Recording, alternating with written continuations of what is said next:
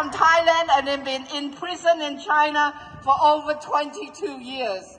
Lawyer and organizer of the annual June 4th candlelight vigil in Hong Kong, which has now been deemed as a crime. A Uyghur Canadian who has been jailed since 2006. And free Joshua Wong, Agnes Chow, student leaders in Hong Kong. 3 all political...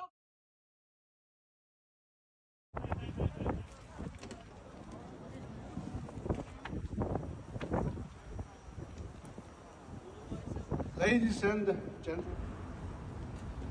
as we are so far away from China, but these protests are so important. Due to lack of meaningful actions against China's atrocities in all countries under the UN Human Rights Council.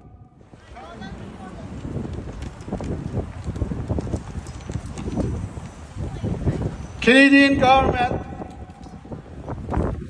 in February 22 declared China's treatment of Uyghurs as genocide to end the suffering of all innocent people under the Chinese Communist regime.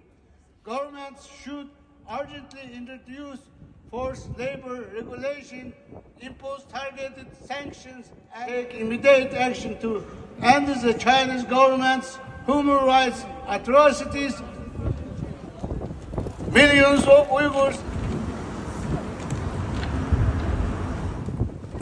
on this International Human Rights Day, we, East Turkistan Association of Canada, strongly condemn China's gross human rights violations against Uyghurs. China concentration camps and the lockdown camps were established for Uyghurs and the Tibetans as operation models and now being expanded to many cities in China.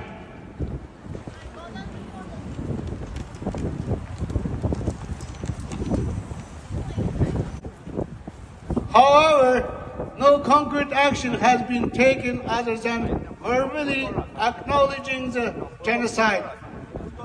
More needs to be done to end the suffering of all innocent people under the Chinese Communist regime. Governments should urgently introduce forced labor regulation, impose targeted sanctions, and increase their support for diaspora communities.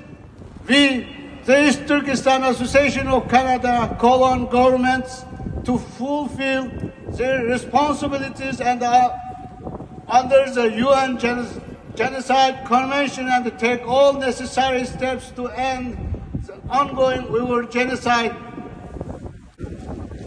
Let's continue to fight together against the CCP, and we will be victorious soon. Thanks for standing up for human rights. Thank you.